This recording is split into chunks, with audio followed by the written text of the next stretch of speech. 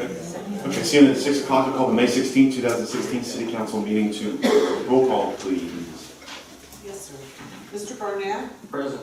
Mr. Austin? Here. Mr. Abbott? Yes. Mr. Alt? Here. Mr. Agers? Here. Mr. Fox? Here. Mr. Wertz? Here. Sir, you have a quorum. Thank you, ma'am. Invocation and pledge, if you would, please, Mr. Wertz. You bow your head. Father, be with this city as we go about the job of making decisions for our community. Be with our police and fire as our first offenders to us and allow them to protect our community. Be with our military around the world who provide our freedoms. Allow us to make good decisions and votes for the betterment of our community and to fulfill the many projects to make us a better community to live in. Amen. Pledge allegiance to the flag of the United States of America and to the republic for which it stands, one nation, under God, indivisible, with liberty and justice for all. Thank you. Now some public comments. See that we have a few people that really don't show up, so I'm guessing we're giving out some awards tonight, Mr. Shields. Is that all right? So I'll call. I'm guessing you and Danny are responsible for the presentation of annual preservation awards through Franklin Heritage.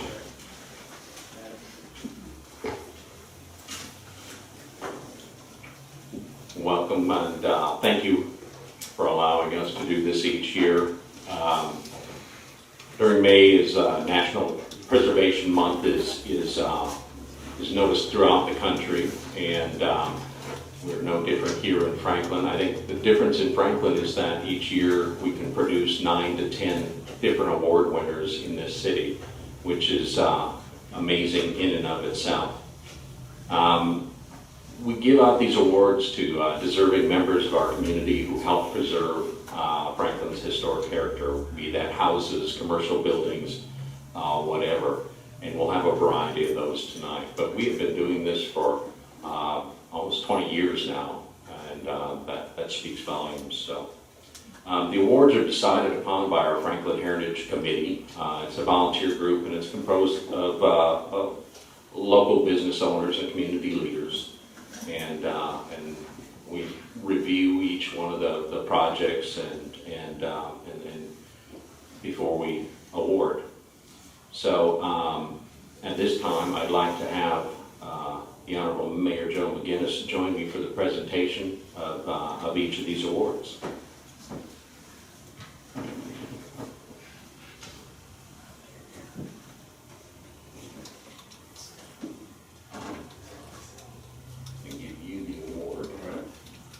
Okay, our first award this evening is for the best new construction in existing historic neighborhood. And this one kind of felt in the right spot for this, and this is over by Richard's Kitchen. It's the Franklin Arts Garden. So we need Richard Goss and Meg Jones, and then if Terry Lancer and BB LLC Architects are here as well. Just me. Just you? Okay.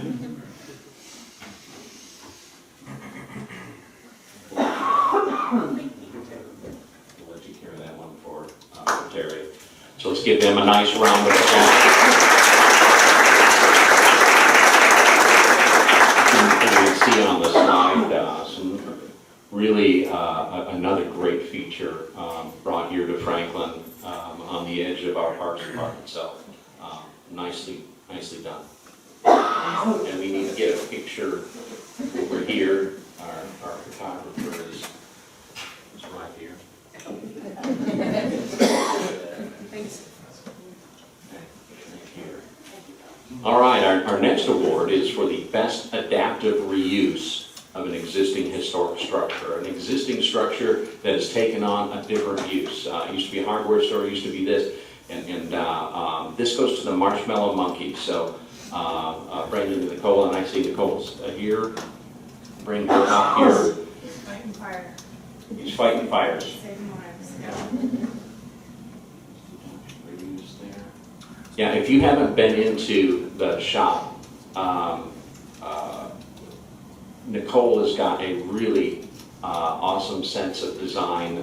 She has raised the bar on all of our buildings and utilizing all of the features of that building.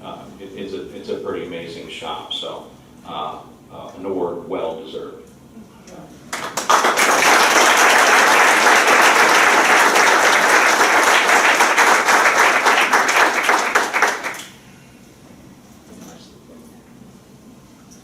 All right, the next one is for an even larger project. This is the best renovation project of an existing historic structure. And we couldn't think of a bigger one than the Franklin Elks Lodge number 1818. Kim and Mike, are you here? Accept as Kim's going to accept? Okay, come on up here. He's just a flower. Healthy.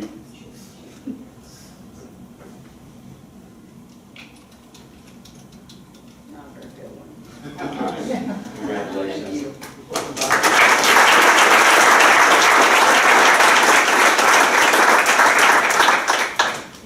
This is a unique one. It's the best new addition to an existing historic structure, and that's Triple Play Barbecue, the Pavilion. Again, another unique, interesting space brought to Franklin, and that whole block really brought to life with Fred and Michelle. So Michelle, if you come up here. Nicely done. Here.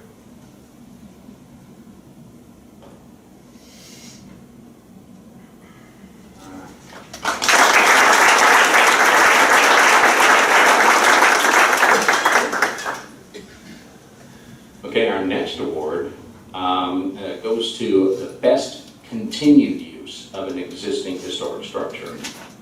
This building has housed eateries for decades, and so we felt it significant enough to give Greek's Pizzeria and Tap Room an award for this. If you come on up here and accept your award. There you go. Congratulations.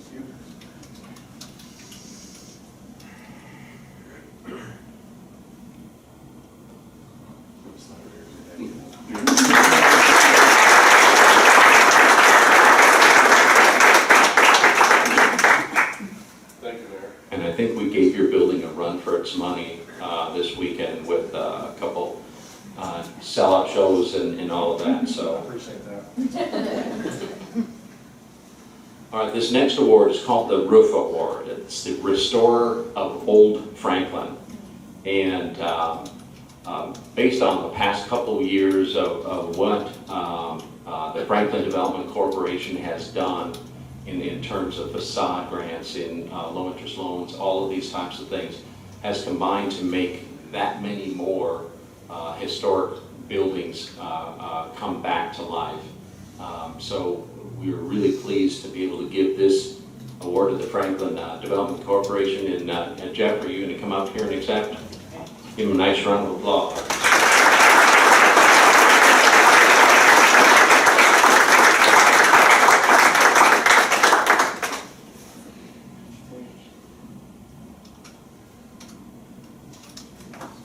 Nicely done, nicely done. Thanks. Okay, the next one is the LAMP Award. This award was originally given out in honor of the Martin Place District because it was such a momentous change for the city of Franklin. And so the LAMP stands for the Lifetime Achievement for Meritorious Preservation. And Jim Nordmeyer has restored so many floors and different woodworking projects throughout the city. We felt that he absolutely deserved this award. So Jim, if you can come up here and join us.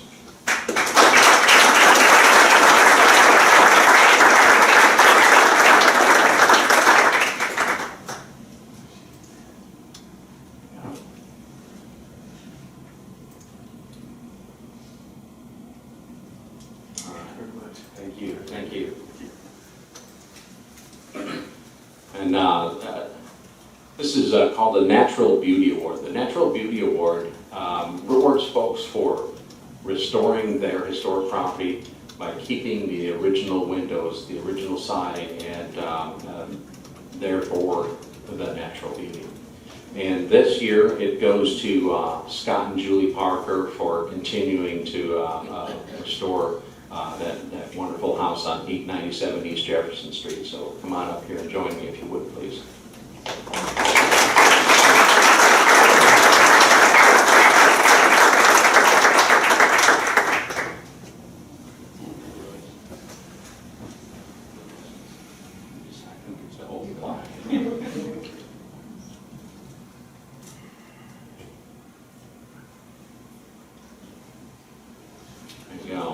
Yeah, it takes a lot of work to continue to keep houses up and any of these kinds of properties. So there's always continued maintenance, and Scott and Julie have done a great job over there.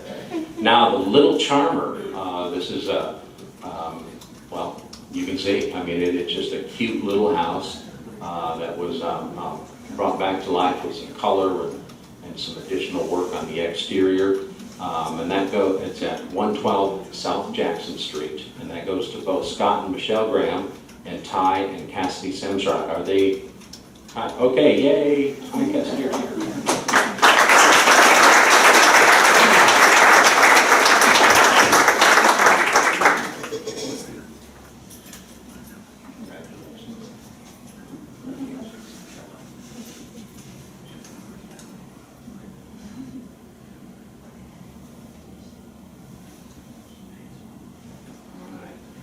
Good job, good job.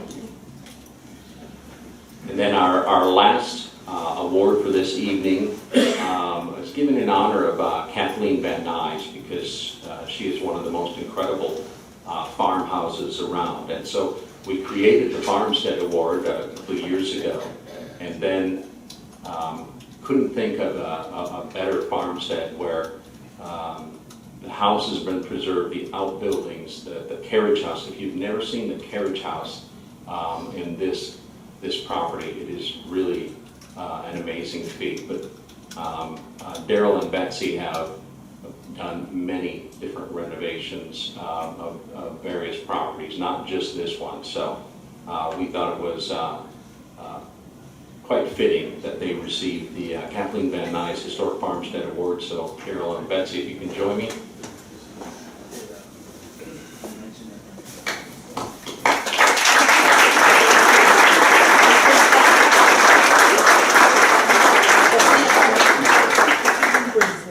What, the daughter did not want to come up? I'm not Betsy. True, you were not.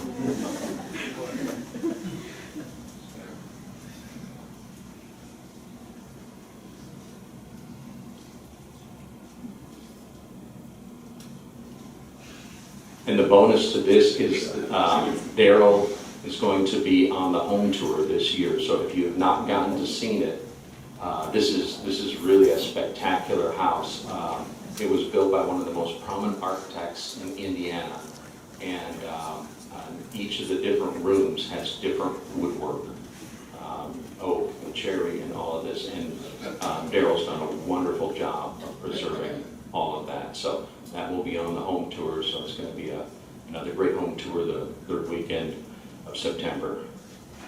So with that, I would like to thank Mayor Joe McGinnis and the whole City Council for allowing us again this time to present, to highlight some of the outstanding architecture in this town. Thank you.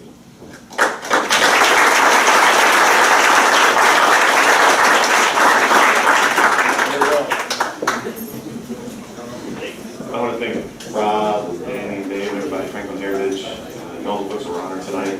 We're obviously trying to work hard to make Franklin a special place to live and work and play, so all of you played an integral part in that, so we appreciate it.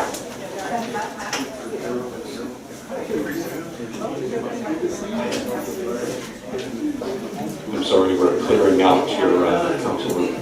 That's fine, that's what we're used to.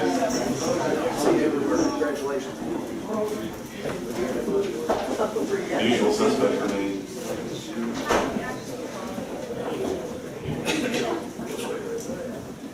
Maybe we could have gotten an update on Hopewell town proceedings while they were waiting. Everything's good in Hopewell.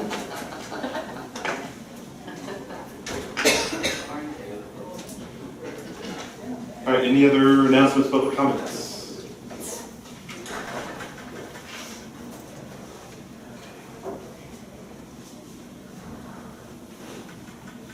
Okay, Mr. Mayor and the council, my name is Nancy Boris. I'm with Tobacco Free Johnson County.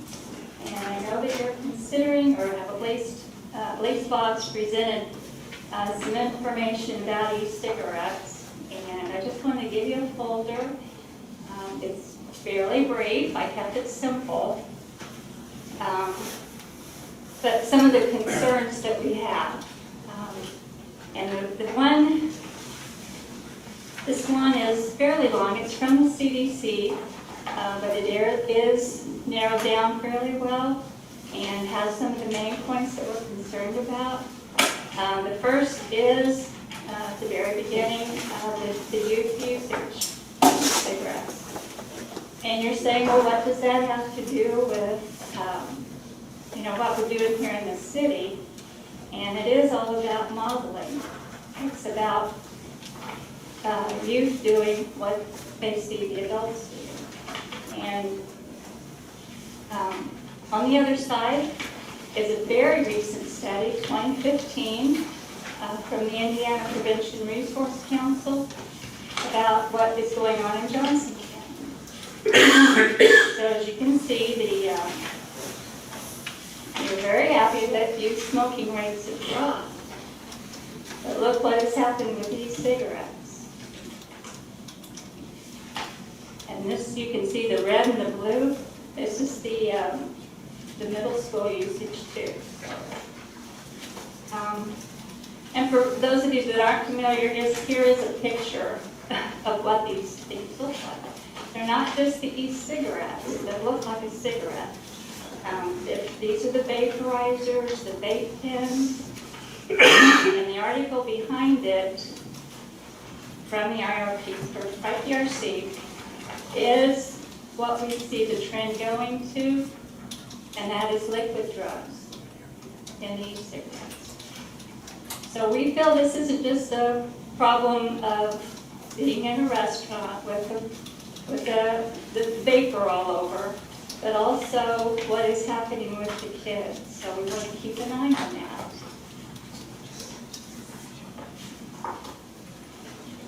And the other point I wanted to make in a restaurant, we've created a smoke-free atmosphere. Whether it's at the restaurant, at the art craft, Smoke on the Square, we've become a city known for health and for a smoke-free environment. So what does the vapor in the restaurants represent? It's like taking a snack. Stick it a snack. There's further back in the article, it does give a few of the other ingredients in those e-cigarettes that are toxic. And I kind of keep getting the image, if you were sitting in a restaurant and a lady pulled out her hairspray, if anybody still uses that, I don't know. Poop, poop, poop, all over, okay? They don't do that. Why? Because the social norm is not to do that in public. But somehow we've made it acceptable for e-cigarettes and the vapor and the clouds and smoke in general. It's the social norm. So I'm just asking you, would you want somebody spraying their hair at a table next to you? So anyway, just things to consider as you go forward. And there's a few others. Nick, did you want to say anything tonight, or okay? We just had a few others here, but anyway, does anybody have questions? I will try to answer. Any questions or concerns? I have one, Nancy. How long has this been, the trend of e-cigarettes been around? Is more just recent? It has just skyrocketed. I started this work about 4 years ago. And at first, the e-cigarettes, were considered a good thing. If it does help people quit smoking, that is wonderful. But it quickly took a negative turn. A year and a half ago, we had a town hall meeting on e-cigarettes, and Detective Aaron Hagus of the Greenwood City Police gave a report on how they are finding liquid drugs everywhere in those e-cigarettes. So it's just really something to think about. I would love to see Franklin get on at the beginning of this curve, because I think it may just keep exploding on us. Is the FDA, where are they at with their studies? Okay, they just last week, 2 weeks ago, they have ruled they do now have oversight. So e-cigarettes will have the oversight so that they can't do the advertising. They have not been regulated, and that is why it's exploded. There was no regulation. They could advertise. Those liquid bottles of nicotine can have anything in them at this point, and we don't know. So come August, they will have oversight, and they will start regulating. Research into what the chemicals are that are released, that's still being studied, because each brand would be different. So, I don't know anything about them, but is your ultimate goal to get this introduced into our smoking ban yes. ordinance? We would like to see that happen. Greenwood did it a year ago because they saw the problems coming. So,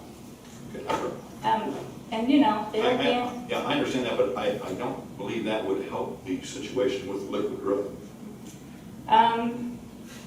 Because we're talking restaurants, public buildings and stuff like that. Do we know what's in those, even in the restaurants? Do we know what is in those cartridges? Just saying.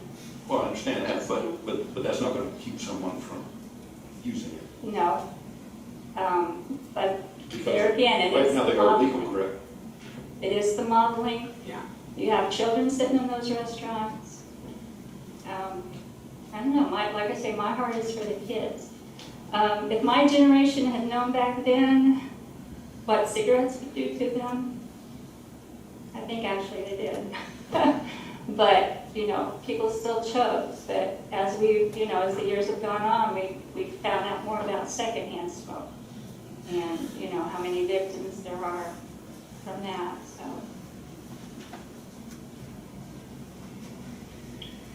Okay, thank you. Any additional public comments, announcements, about anything?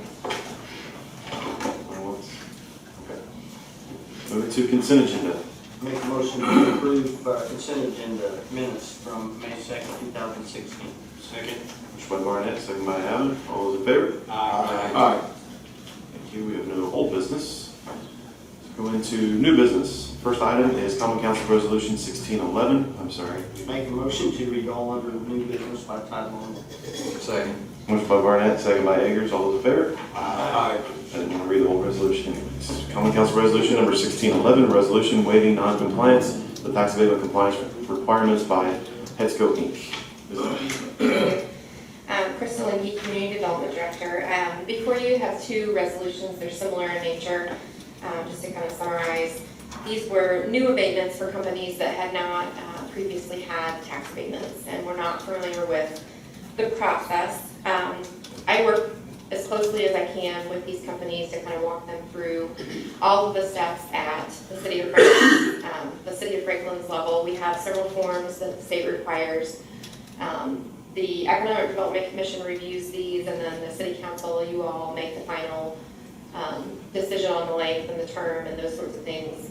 Once that is complete, our obligation as far as filing that and reporting that resolution with the county, copies of that are provided to the companies themselves. And typically, companies that are larger have someone on staff that's familiar with the tax law and abatements and things like that. We've run into several lately where some of these smaller companies don't have controllers or finance people that are as well versed in the abatement process.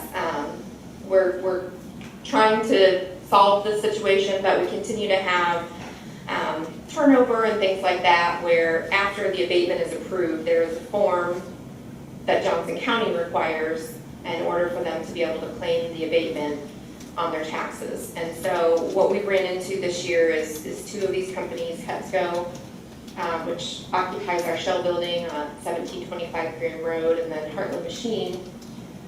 They both did everything that they were required to do at the city level. They've turned in their compliance reports. Everything's been approved in a timely manner. There's really no issue on our end, but when they went to the county to apply for the deduction, they didn't file these forms as a follow-up that they were required to. So I've had conversations with a couple of the different county employees to try to remedy this going forward. We may have a few more of these as we kind of get into this year. I hope not, but there's been some turnover in their departments as well. And so I would like to think these are the last of these, but basically it's a resolution that would grant both of these companies to file the forms that were due within 90 days of the approval. But they would not receive the credit on their taxes for the May disbursement. They would have to wait until receiving on the second installment. So they have to go ahead and pay them, or else they would incur a penalty. So I don't have a lot of happy phone calls coming in on these.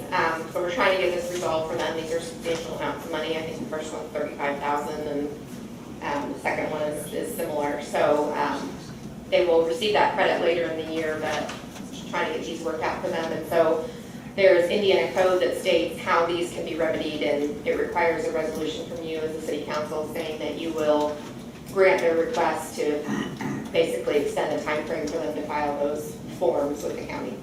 Chris, in the auditor's office, are they responsible to contact these Well, or who's responsible? apparently that's a matter of opinion. Is it literally, it seems that our responsibility in your department? Well, I think what has normally happened, like I said, is I think, when a company does this and they have, tax attorneys or like MSK or the larger corporations that are used to doing these all over the country, they have, these forms are getting sent to another state, and they have somebody that specializes in these things. And honestly, I didn't even know these forms existed before this started happening. It's like if you own a home, if you don't file your homestead exemption, you're out of luck. I mean, that's your responsibility, and I think that's how the county looks at these forms as well, is that if you're applying for an abatement, it's your responsibility for the follow-through. I have updated our abatement application packet to include this information, because I would, if somebody doesn't know and they haven't done this before, and I hate for companies to have to go through the expense of hiring an attorney and, sorry, Lynn,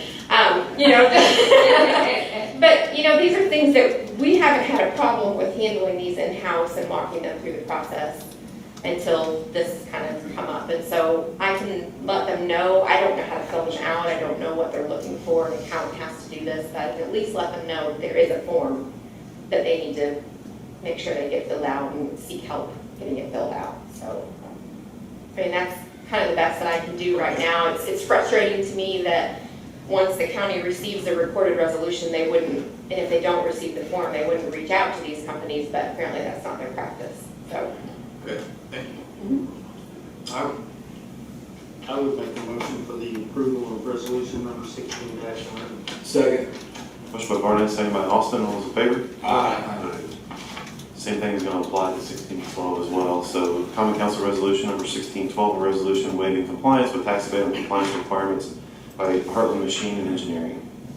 Move to approve. Second. Motion by Austin, second by Fox. All those in favor? Aye. Thank you. They will be very relieved to have those. Thank you. Thanks. Next is Common Council Ordinance number 1608, an ordinance creating a Lowett Special Distribution Fund. Ms. Rhodes, or you want me to explain it, or do you want to? Yes, sir. We have been awarded, or, we've been given back our own money that the state had kept for us for highway in the tune of $2.3 million.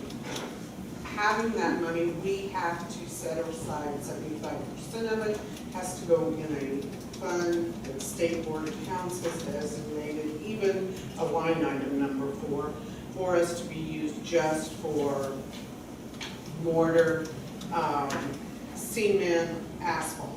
The other percentage of it we can use and put in our green tank. So I just need your approval to be able to set up this new line item. This is the type of ordinance, I know resolutions we did tonight, we can do. This type of ordinance we act on tonight. If there was unanimous consent by the board members that are present and you wish to adopt it on first reading, yes, sir. Thanks. Is this a time is of the essence kind of thing? I mean, you need this done. Well, we've already received the money. So it needs to go somewhere. So It's just we sitting there. got to, Okay. yes. That suitcase? Well, yeah. She didn't be here. Yeah, it's in there. Lonnie gave it to me today. I would like to make the motion to waive the second meeting. Yeah, I mean, I would move that we suspend the rules. thank you. There you go. Second. Motion by Alt, second by Austin, to suspend the rules. All those in favor? Aye. And it was unanimous, is that correct? Those against? Thank you. Thank you.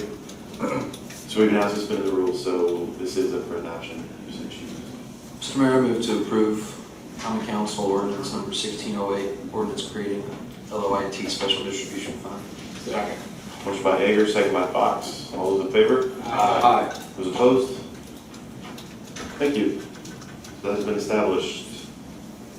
And then we may revisit that same thing here in two items. This next one's okay. The Common Council Budgetary Ordinance Number 1607, an additional appropriation from General Fund 200 to Police Supplies 200 in the amount of $20,156. Chief, is your person. By the way, he's not asking for new money. This is a refund from some EOTech sites that were faulty and they were refunded our money. That's correct. Here's your thunder, go for it. That's exactly what I was going to say. Tim O'Sullivan, Chief of Police, and as he stated, it is my request for an additional appropriation to appropriate funds for a refund check we received from EOTech. What happened was, all the EOTech sites we had for our rifles, the military found that in extreme cold temperatures, the sights would drift, meaning that the actual sight picture would be off a considerable degree. And so they did a self-refund. They didn't advertise it, but our training coordinator, Lieutenant Hohen, was able to find this, contacted the company, told them we had issued 46 EOTech sites. They gave us a full refund on the purchase price. They were 5 years old. So our intent is to replace the sites with some that don't have the defect. Mr. Mayor, if I might, Lieutenant Hoey and Chief were fantastic. They alerted me to this and then they just took off on it. So it's literally, they found this out there and chased it. And I just said, attaboy. You have replacements? Sorry? You have replacements now? We're testing two different sites now. Tim, is this 20,000 gonna cover these new sites, or we gonna have to replace them with some more money down the road? It's my intention to recover the sites with this amount of money, or less. We haven't checked, has the money been refunded? As far as I know. Yeah, it's been received already. It's also in that bag with, okay. I think EOTechs are about the most expensive sites out there. They are the most expensive and they're supposed to be state-of-the-art, so. They're two state-of-the-art. Yeah. So we can make a motion to suspend the rules again? We typically don't on these, but it's up to you. I mean, if- Are you looking to purchase these this week? Have you already spent the 20,000? Yeah. We're still in the testing phase. I have two different sites that we're using right now with our range instructors. So time is not of the essence. Okay. So you gentlemen okay with waiting until I'm fine. the next meeting, 2 weeks? That's fine. Thank you Thank very you. much. See you in 2 weeks. The next is Common Council Budgetary Ordinance of 1608, an additional appropriation for Lowit and special distribution. This is kind of just like the piggyback on the item 2 ago that we suspended the rules for. This is the actual appropriation into that new Lowit fund that you just created about 4 minutes ago. Mr. Mayor, I move to waive the rules on this item and allow it to be brought forward for vote. Motion by Eggers, second by Fox. All those in favor? Aye. Those opposed? Thank you.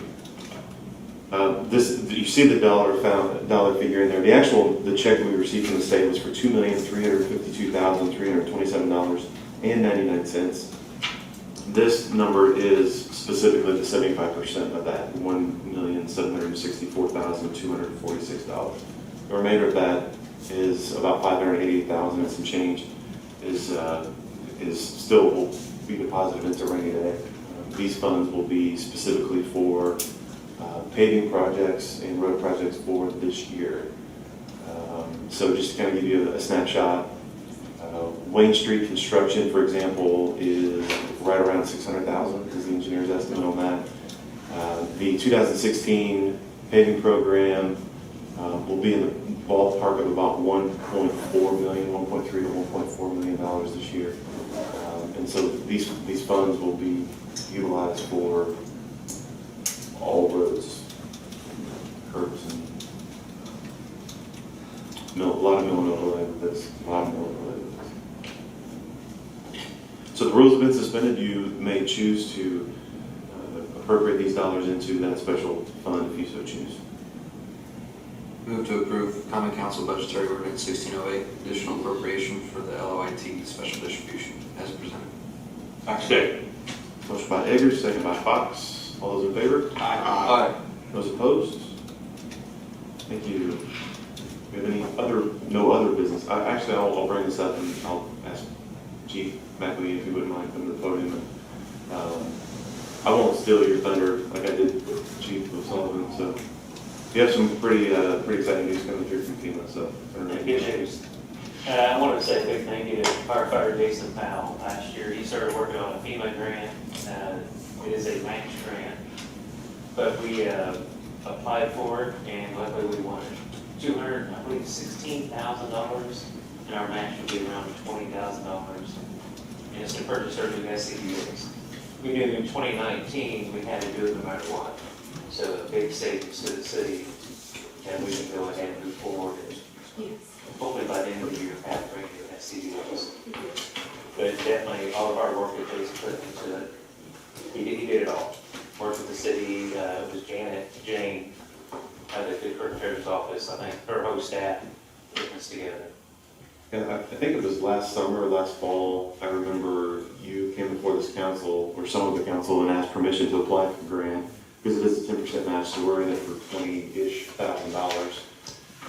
But as you can tell, if you do the quick math, it's about a $250,000 transaction that's going to occur over the next couple of years. So I don't know that I had a whole lot of trust that we would get it. I didn't know, I'm dealing with FEMA as a different animal. So my hats off to Jason Powell, and I was able to email back and forth with him last week, thank him. He's a firefighter. He kind of took on the project on his own and decided to take it on, and awarded the $216,000. Just found out last Friday. Yeah, last Friday. So that's a huge help. Maybe some of those budgetary decisions for the next couple of years to know that we'll come up with $20,000 somewhere. Maybe that $588,000 we just put in a rainy day will be used for that. So. Get ready to joke. Oh, there you go. You got the money. Off the top. Actually, mine's for April. Good job. But thank you for everybody for the support and we asked for it last year. Thank you. Thanks, you. Thanks to both chiefs.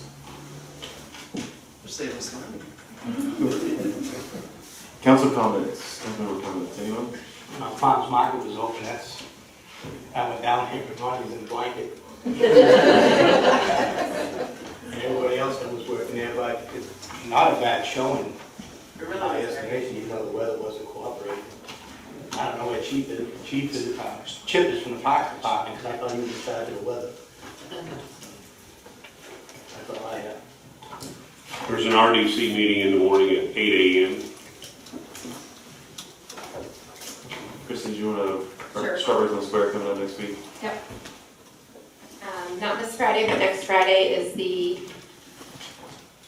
13th, 14th annual, I can't remember, I'm sorry, I've been around for all of them. strawberries on the square, and so probably do your happy weather dance, please, because that usually determines whether or not we make money. So we hope to see you all there. There will be classic car cruising. The band is Baldwin Street Blues. They've changed their name to the Soul Sauce Trio. I don't know. They are very good. And then the movie is Indiana Jones, I believe, at the Art Craft. So there'll be a lot going on that Friday, and it starts at 11. So we hope to see you there. Thanks. Thank you. And don't forget the Lions Fish Fry too. Yes, Yes. always. Any council comments? No. For motion to adjourn. So moved. By Hager, second by Fox. All those in favor? Aye.